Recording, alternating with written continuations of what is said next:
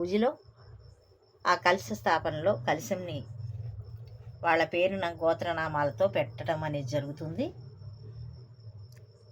ఆ తరువాత ఈ లక్ష్మీదేవిని అమ్మవారైన కటాక్షిస్తుంది.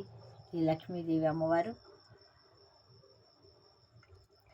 దుర్గాదేవి, సరస్వతి, లక్ష్మి ముగ్గురు తల్లులు ముచ్చటగా ఇక్కడ కొలువై ఉన్నారు.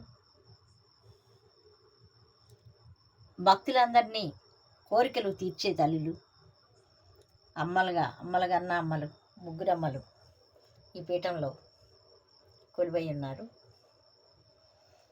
వీరికి షోడోపచార పూజలు చేసి వాళ్ళ గోత్రనామాలతో కుంకుమార్చన చేసి వాళ్ళ మనోభీష్ట ఫలసిద్ధిరస్తు అని వాళ్ళకి